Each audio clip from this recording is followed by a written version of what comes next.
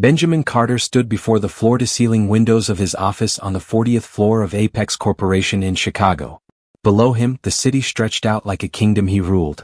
He was 38 years old, powerful, and completely disconnected from the people who worked for him. His assistant knocked softly. "Mr. Carter, the quarterly reports are ready." "Just email them," Benjamin said without turning around. He didn't even know her name, though she'd worked for him for 2 years. "Hello family, welcome back.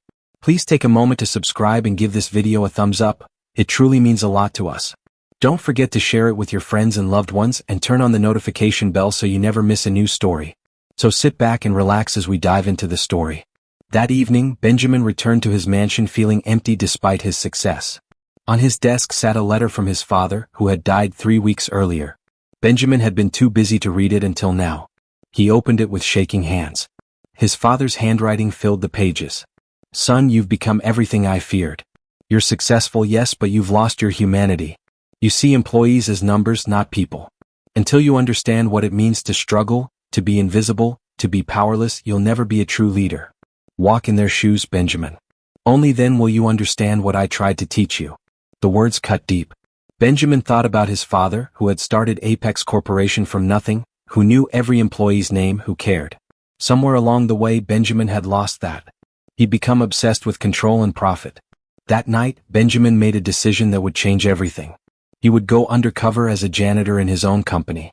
He would experience life as his lowest-paid workers did. Maybe then he'd understand. 2 days later, Benjamin stood in the employee entrance wearing thrift store clothes and carrying fake identification. His hair was messy, his clothes worn. Nobody recognized him. The transformation was complete. "You the new janitor?" a security guard asked, barely looking at him. "Yes, sir," Benjamin said quietly. "Clock in over there. Report to maintenance. And stay out of the executive areas unless you're cleaning." Benjamin clocked in and met his supervisor, an older woman named Dorothy Walsh. She had kind eyes and a warm smile. "Welcome, dear. I'll show you the ropes.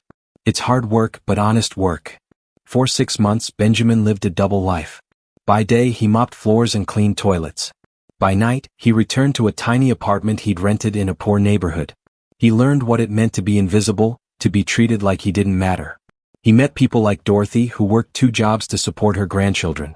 He met Frank, a janitor with a college degree who couldn't find better work because of one mistake in his past.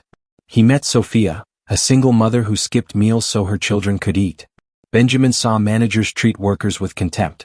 He watched as good people were fired for minor mistakes while executives got bonuses for failures. He experienced the exhaustion of working 13-hour days for wages that barely covered rent.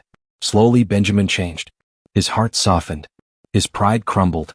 He began to see his employees as human beings with dreams, struggles, and dignity that deserved respect. After 6 months, Benjamin revealed his identity. The shock rippled through the company. Some employees were angry, feeling betrayed. Others were hopeful that things might finally change. Benjamin held a company-wide meeting. "I was wrong," he said, his voice breaking with emotion. "I built a system that crushes people. I'm going to fix it." And he did. Wages increased. Benefits improved. Unfair managers were fired. Benjamin created channels for workers to voice concerns without fear. Slowly, trust grew. 1 year later, Apex Corporation was transformed. Employee satisfaction reached record highs. People smiled at work. Productivity soared because workers actually cared about the company that finally cared about them. Benjamin stood in his office, looking at the same view as before. But everything felt different now. He'd become the leader his father wanted him to be. Then his phone rang. It was the head of security, his voice panicked. "Mr. Carter, there's been a fire. A bad one. The Central Records building is completely destroyed." Benjamin's blood ran cold. "How did it start?" "Arson, sir. And we have the security footage. You need to see this immediately." Who had betrayed him and why? Benjamin raced to the security office, his heart pounding. On the monitors, he watched footage from the night before. A figure moved through the records building, pouring gasoline, setting fires. When the person looked up at the camera, Benjamin's stomach dropped. It was Wilson, his IT manager. Someone Benjamin had trusted completely. "We've already called the police," the security chief said. "But sir, there's more. We found this email on Wilson's computer." Benjamin read the message. It was from someone named Jason Graham, a former executive Benjamin had fired 3 years ago for embezzling funds. The email was clear: Burn it all down. Make him pay for destroying my life. Benjamin remembered Jason. He'd been ruthless in firing him, making an example of him publicly. Jason had threatened revenge, but Benjamin hadn't taken it seriously. Now Jason had reached out from the shadows and turned Wilson against him. The fire destroyed years of important records. Contracts, employee files, financial documents. The damage was catastrophic. Worse, news of the arson spread quickly. Clients paniquent. Stock prices dropped. The board of directors demanded an emergency meeting. Benjamin tried to stay calm. We'll rebuild. We have backups of most files. This is just a setback. But it wasn't just a setback. Over the next week, more problems emerged. Clients cancellent contract. Investors pulled funding. Someone was spreading rumors that Benjamin's leadership was reckless and dangerous. The emergency board meeting was brutal. 12 directors sat around the table, their faces cold and accusing. Leading them was George, a board member who'd always opposed Benjamin's reforms. This fire proves what we've been saying, George announced. Your soft approach has made the company vulnerable. You're too trusting. Too idealistic. You've turned Apex Corporation into a charity instead of a business. Benjamin defended himself. The fire was sabotaged by a criminal. It has nothing to do with treating employees with respect. Doesn't it? George shot back. You let your guard down. You trusted the wrong people. Wilson had access to everything because you refused to implement proper security protocols. You said they made employees feel untrusted. Well, look where that got us. Other board members nodded in agreement. Benjamin felt the walls closing in. We're calling a vote of no confidence, George said. You have until tomorrow morning to resign as CEO. If you don't, we'll remove you by force. Benjamin left the meeting in shock. Everything he'd built, everything he'd learned was falling apart. He returned to his office and sat in the dark, feeling defeated. His phone buzzed. A text from an unknown number. Enjoying watching your world burn? This is only the beginning. You destroyed my life. Now I'll destroy yours. Jason. Benjamin's hands shook. Jason wasn't finished. This was just the start of his revenge. The next morning, Benjamin arrived at work early, preparing to fight the board's vote.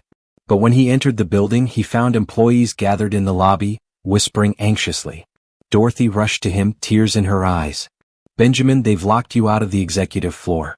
Security has orders not to let you up. George has taken control. He's calling himself interim CEO. Benjamin felt like he'd been punched. The coup was already happening. George hadn't even waited for the vote. He tried to access the elevator, but security guards blocked him. Sorry, Mr. Carter. Orders from the board. Benjamin stood in his own lobby, powerless. Employees watched with sympathy but couldn't help. He'd lost everything in 24 hours. Then a voice called out from behind him. Benjamin, wait. He turned to see Margaret Chin, the company's head of legal affairs. She was holding a folder, her expression urgent. I need to show you something, Margaret whispered. Something that changes everything. But not here. Meet me at the coffee shop on 5th Street in 1 hour. Come alone. She walked away quickly, disappearing into the crowd. Benjamin stood confused. Margaret had always been loyal to the board. Why was she helping him now? What information did Margaret have that could change everything? Benjamin sat in the small coffee shop, his mind racing. He'd lost his company in less than 2 days. Jason's revenge was working perfectly. The arson had been just the first move in a larger plan to destroy him. Margaret arrived exactly on time, glancing over her shoulder nervously. She sat down and slid the folder across the table. Open it, she said quietly. But prepare yourself. Inside were bank statements, emails, and wire transfer records. Benjamin's eyes widened as he read. Large sums of money had been transferred from offshore accounts to Jason over the past 6 months. The source of the money? George. George has been funding Jason's revenge plot from the beginning, Margaret explained. The arson, the rumors, everything. George wants you gone so he can take over Apex Corporation and undo all your reforms. He's been planning this for months. Benjamin's hands shook with anger. What? Why would George do this? Because you hurt his profits, Margaret said. George owns 3 companies that supply services to Apex. When you raised wages and improved benefits, you cut costs elsewhere. George's companies lost millions in contracts. He's been bleeding money since you took over. This is his revenge. Benjamin stared at the evidence. George had orchestrated everything. He'd found Jason, funded him, and used him as a weapon. The arson, the board coup, all of it was George's plan. Why are you showing me this? Benjamin asked. You work for the board. Patricia's eyes filled with tears. Because I have a daughter. She's 6 years old. Before your reforms, I could barely afford her medical treatments. I worked 80 hours a week and still struggled. You changed that.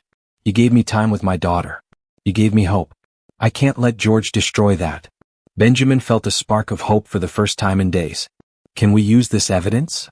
Not directly, Margaret said. The documents are legally obtained, but they're not enough to prove George committed a crime. We need him to confess. We need him to admit what he did on record. Benjamin thought hard. An idea formed. It was risky, but it might work. What if we make him think he's won? Benjamin said. What if I agree to resign, but ask for one final meeting with George to discuss the transition? If we can record him gloating, admitting what he did, we can expose him. Margaret nodded slowly. It could work, but we'd need help. Someone George trusts, someone who can wear a wire without suspicion. I know someone, Benjamin said. He pulled out his phone and called Christina Morris, his former executive assistant. Christina had been cold to him during his reforms, even hostile. But she was brilliant and ambitious. If anyone could fool George, it was her. Christina met them an hour later. Benjamin explained the plan. She listened carefully, her face unreadable. Why should I help you? Christina asked coldly. You've made this company soft. You've turned it into a charity. Maybe George is right. Maybe Apex needs real leadership again. Benjamin met her eyes. Because George's plan doesn't end with me. Once I'm gone, he'll get everything. Wages will drop. Benefits will disappear. The people you work with every day will suffer. And eventually he'll come for you too. Ruthless men like George don't share power. They take it. Christina was quiet for a long moment. Finally she nodded. Tell me what you need me to do. Over the next 3 days they set the trap. Benjamin publicly announced his resignation, claiming he wanted what was best for the company. George celebrated, throwing a party for the board members and key executives. Christina attended the party, wearing a tiny recording device hidden in her necklace. She approached George with a glass of champagne. Congratulations, George, she said, smiling. You did it. You got rid of him. George grinned, already drunk on victory and alcohol. He never saw it coming. Jason was the perfect weapon. Angry, desperate, willing to do anything for revenge. All I had to do was fund him and point him at Benjamin. Wasn't that risky? Christina asked casually. What if someone found out? George laughed. Who would believe it? Jason's a convicted criminal. I'm a respected board member. Even if someone suspected, they couldn't prove anything. And now Benjamin's gone, I control the board and I can finally run this company the right way. No more wasting money on janitors and file clerks. We're going back to real business. Christina smiled and raised her glass. To real business. She had everything on tape. The next morning, the board gathered for their official vote to remove Benjamin. George stood at the head of the table, confident and smiling. Benjamin entered the room, but he wasn't alone. Behind him came Patricia, Christina, and 3 police detectives. What is this? George demanded. Benjamin placed a small speaker on the table and pressed play. George's voice filled the room, confessing everything. The blood drained from George's face. George, you're under arrest, one detective said, stepping forward with handcuffs. The room erupted in chaos. Board members shouted questions. George tried to run but was caught immediately. As he was led away, he glared at Benjamin with pure hatred. You haven't won, George hissed. This company is still broken. You're still too weak to lead it. But Benjamin had won. The board voted to reinstate him immediately. However, they had one condition. What condition would test Benjamin's leadership in a whole new way? The board chairwoman, Elizabeth Monroe, spoke carefully. Benjamin, we're reinstating you as CEO. But we have concerns. Your idealism is admirable, but it needs balance. We're requiring you to appoint a chief operating officer. Someone practical, someone who can manage the business side while you focus on company culture. Benjamin understood. They still didn't fully trust his judgment. But he also knew they were right. He needed someone who could handle the practical realities of running a massive corporation. I have someone in mind, Benjamin said. Valerie Thompson. Valerie had been his toughest critic during the reforms. She was brilliant with numbers, ruthless about efficiency but fair. She'd opposed some of his changes but always with solid reasoning, never cruelty. Valerie accepted the position. I'll do this, she told Benjamin privately, but I'm going to challenge you. When your heart overrules your head, I'll push back. Can you handle that? That's exactly what I need, Benjamin replied. With Valerie as COO, Apex Corporation found its balance. Benjamin focused on people and culture while Valerie managed operations and finances. Together they rebuilt what the fire and betrayal had damaged. Jason and Wilson were arrested within a week. Jason had been hiding in a cheap motel 2 states away, waiting to watch Benjamin's complete destruction. Instead, he watched his own arrest on television. The police discovered that Jason had manipulated Wilson by exploiting his gambling debts. Wilson had owed dangerous people money. Jason had offered to pay the debts in exchange for Wilson's help with the arson. Wilson, desperate and scared, had agreed. Both men faced serious prison time. The trials were quick. Jason showed no remorse, ranting in court about how Benjamin had destroyed his life by firing him. "You humiliated me," Jason screamed as he was sentenced. "You made an example of me. I had to do something." The judge sentenced Jason to 15 years. Wilson, who showed genuine remorse and had cooperated with investigators, received 7 years. 3 months later, Benjamin received a letter forwarded from the prison. It was from Jason, written in small, careful handwriting.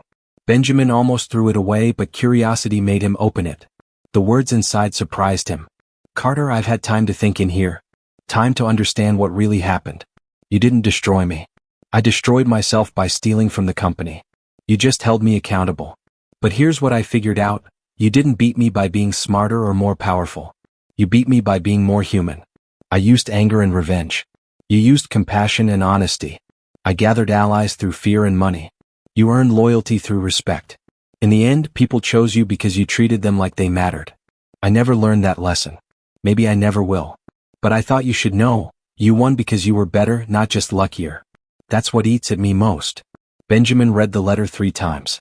He felt no satisfaction, only sadness. Jason had wasted his intelligence and energy on revenge when he could have rebuilt his life.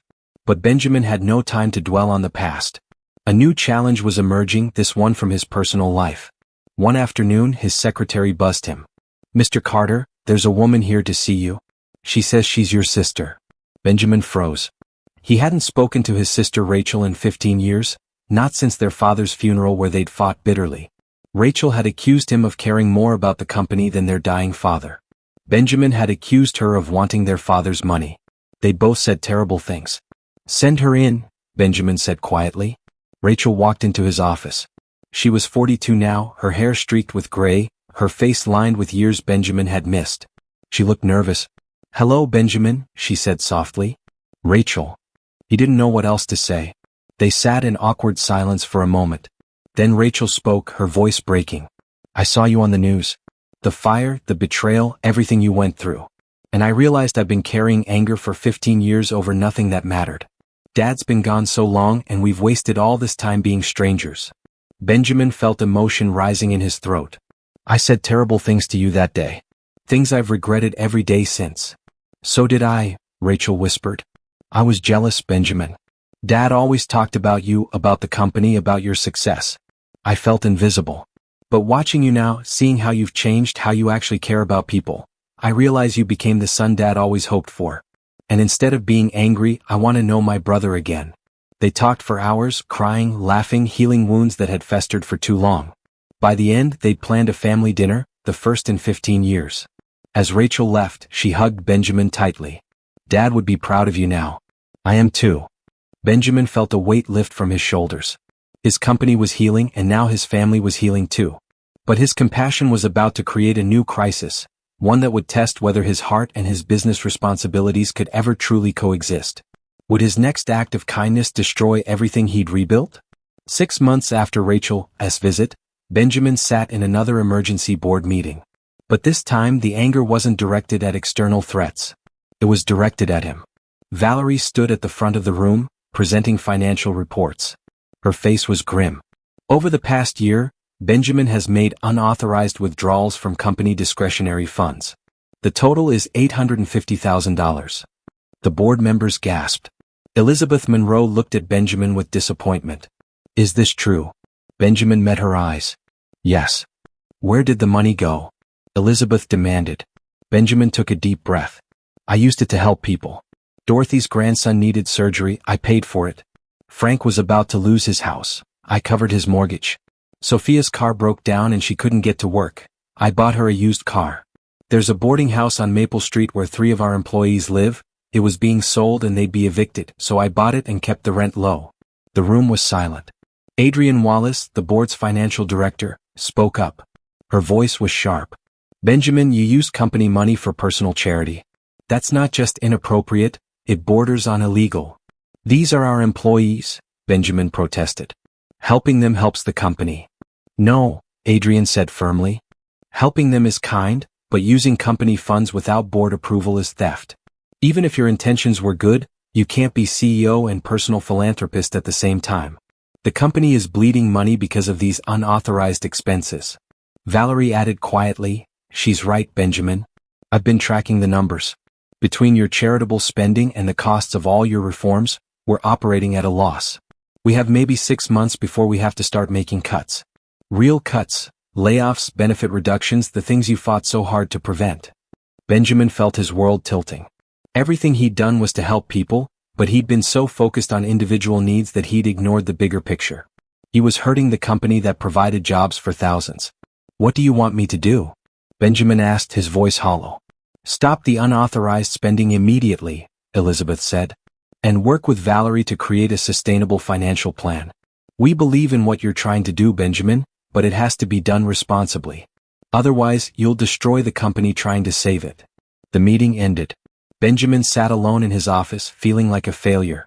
He'd been so sure his compassion was right, but maybe George had been correct. Maybe he was too soft to lead. That evening, Benjamin drove to a small house on the edge of Chicago. He knocked on the door. Dorothy answered, surprised to see him. Benjamin? What's wrong, dear? You look troubled. Benjamin explained everything. The board's concerns, the financial problems, his doubts about his own leadership. Dorothy listened patiently. When he finished, she smiled gently. Come inside. There's someone here you should meet. In the living room sat an elderly woman. She looked familiar, but Benjamin couldn't place her. This is Mrs. Teresa Lopez, Dorothy said. You met her during your time as a janitor, though you probably don't remember. She cleaned the executive bathrooms. Benjamin did remember, a quiet woman who always had a kind word even when exhausted. Mrs. Teresa smiled at him. Sit down, Mr. Carter. You look like you're carrying the weight of the world. I am, Benjamin admitted. I'm trying to help everyone, but I'm failing. The company's losing money. The board thinks I'm reckless. Maybe they're right. Mrs. Teresa nodded thoughtfully. Can I tell you a story? When my husband died, I had 3 children and no money. I worked 3 jobs, but it wasn't enough. I was drowning. Then one day my daughter got very sick.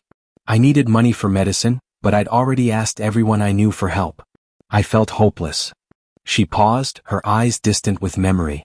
Then someone from your company's HR called.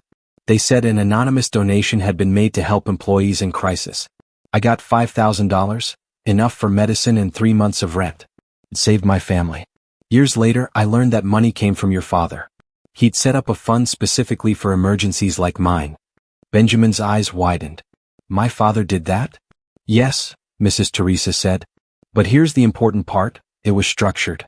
It had rules, limits, oversight. Your father didn't help everyone who asked. He couldn't. But he created a system that could help some people at the right times. That's the difference between charity and leadership. Her words hit Benjamin like a revelation. His father had found the balance between compassion and responsibility. Benjamin had been trying to save everyone individually, but that wasn't sustainable. He needed to create systems that could help people without bankrupting the company. You can't save everyone, Benjamin, Mrs. Teresa said gently. But you saved me and my family. Now you need to find the balance. That's real leadership. Benjamin drove home with new clarity. He knew what he needed to do. The next morning he gathered his core team, Valerie, Patricia, Christina, and Dorothy. I need your help building something better. Over the next month, they created a comprehensive plan, a structured employee assistance fund with clear guidelines and a yearly budget, partnerships with local nonprofits for housing, medical care, and education, a committee of employees and board members to review aid requests fairly, and strict financial controls to ensure the company remained profitable while still supporting workers in crisis. Benjamin presented the plan to the board. Adrienne reviewed every detail carefully. Finally, she nodded. This works. It's responsible, sustainable, and still maintains your values. I approve. The board voted unanimously to implement the plan. Benjamin kept his position as CEO, but now with systems that balanced his heart with practical reality. 2 weeks later, Rachel visited again. This time she brought photos of their father. "I found these in Mom's old things. Look at this one, Dad at the company's 10th anniversary." In the photo, their father stood surrounded by smiling employees. On the back, in his handwriting, "Success isn't measured in dollars. It's measured in the dignity we protect and the lives we touch." Benjamin stared at the words, tears in his eyes. He'd finally understood what his father had been trying to teach him all along. But one final test remained. Would Benjamin's transformation truly last? 1 year after his undercover journey began, Apex Corporation looked completely different. The scars from Jason's arson had healed. New systems balanced compassion with financial responsibility. Employee satisfaction had reached record highs, and surprisingly, profits had grown too. When people felt valued, they worked harder, stayed longer, and cared more. Benjamin stood before a company-wide gathering in the main auditorium. 2,000 employees filled the seats, with thousands more watching remotely. This was his annual address, but this year felt different. This year marked a complete transformation. "A year ago," Benjamin began, "I thought I knew what leadership meant. I thought it meant control, efficiency, and maximizing profits. I was wrong." He paused, looking out at faces he now knew by name. "I went undercover as a janitor in this company. I lived in poverty. I experienced invisibility. I learned what it means to work until your body breaks and still not earn enough to survive. That experience broke me and rebuilt me." Dorothy sat in the front row, smiling proudly. Beside her sat Frank, Sophia, and Mrs. Teresa, people whose lives had changed because Benjamin had finally learned to see them. "I learned that dignity isn't negotiable," Benjamin continued. "Every person who works here deserves respect, fair wages, and the opportunity to build a decent life. That's not charity, that's justice." He saw Rachel in the audience, sitting with her family. They'd had dinner together every month since reconciling. The wounds of 15 years were finally healing. "I also learned that idealism without pragmatism is just performance," Benjamin said. "It's not enough to care. You have to build systems that work, that last, that can actually help people without destroying the foundation you're standing on." "Thank you to Valerie, our COO, for teaching me that balance." Valerie nodded from the side of the stage. She'd pushed back against Benjamin's impulses dozens of times over the past year, forcing him to think practically. Their partnership had made the company stronger. "I learned that transparency is expensive, but lies cost more," Benjamin said. "When Jason and George tried to destroy this company, they failed because we'd built something real, trust. You can't buy that. You earn it by being honest even when it's hard." He thought about Jason's letter from prison about that one line, "You beat me by being more human." That was the truth Benjamin now carried with him every day. "I can't save everyone," Benjamin said, his voice softening. "That was my mistake for a while, thinking I could personally fix every problem, help every person. But I can build systems that give everyone a fair chance. That's what we've done here. Our Employee Assistance Fund has helped 300 families this year. Our partnerships with nonprofits have provided housing, healthcare, and education to people who needed it. And we did it while keeping the company financially strong." The audience applauded. These weren't empty promises. They'd seen the changes, lived them, benefited from them. "I want to thank some people," Benjamin said. "Dorothy, who showed me kindness when I was invisible. Frank, Sophia, Patricia, Christina, people who took risks to stand up for what was right. Mrs. Teresa, who taught me the wisdom my father tried to pass on. Rachel, my sister, who forgave me when I didn't deserve it. And Valerie, who challenges me to be better every single day." He paused, emotion thick in his throat. "Most of all, I want to thank all of you. You gave me a second chance. You trusted me when I didn't deserve trust. You believed change was possible even after years of being treated poorly. You taught me what leadership really means." Benjamin looked down at his notes, then decided to speak from his heart instead. "My father built this company on a principle I'd forgotten, that business is about people, not just profit. He knew that when you take care of people, they take care of the company. Success follows naturally when you build on foundation of respect and dignity." He pulled out the photo Rachel had given him, the one with their father's words on the back. He held it up so the cameras could zoom in. "My father wrote this 20 years ago. Success isn't measured in dollars. It's measured in the dignity we protect and the lives we touch." I finally understand what he meant. Real success is Frank being able to keep his house. It's Sophia's daughter going to college. It's Dorothy retiring with security instead of working until she dies. It's every person in this company going home at night knowing they matter. Tears streamed down many faces in the audience. This wasn't corporate speech. This was truth, hard-earned and real. We're not perfect, Benjamin concluded. We still make mistakes. We still have problems to solve. But we face them together now with honesty and respect. That's what makes us different. That's what makes us strong. The applause was deafening. People stood clapping, some crying. Benjamin saw the faces of people he'd once ignored. Janitors, clerks, security guards, all of them now part of something bigger than profit margins. After the speech, Benjamin walked through the building, stopping to talk with employees. No longer the distant CEO in an ivory tower, he knew their names, their struggles, their dreams. That evening, Benjamin visited his father's grave. He knelt down and placed his hand on the cold stone. "I understand now, Dad," he whispered. "It took me too long and I made every mistake possible, but I finally get it. Leadership isn't about being the smartest or the strongest. It's about serving the people who trust you with their livelihoods. It's about protecting dignity, building systems that work, and having the courage to do what's right even when it costs you." The wind rustled through the trees. Benjamin felt at peace in a way he never had before. He thought about Jason in prison, about George's fall from power, about all the people who'd chosen revenge or greed over humanity. Their paths had led to destruction. Benjamin's path, the harder one, the one that required humility and growth, had led to redemption. Benjamin stood and walked back to his car. Tomorrow would bring new challenges, new problems to solve, new balances to strike between heart and head. But he was ready now. He'd learned the hardest lessons life could teach, and they transformed him into the leader his father always believed he could become. As he drove home through the Chicago night, Benjamin smiled. He'd lost everything and found something more valuable. His humanity, his purpose, and the knowledge that true success wasn't measured in power or wealth, but in the lives you touched and the dignity you protected. That was the legacy he would build. That was the leader he had finally become. We've come to the end of today's story, and I hope it touched your heart. Thank you for watching, and remember to subscribe for more powerful and inspiring stories. See you in the next one.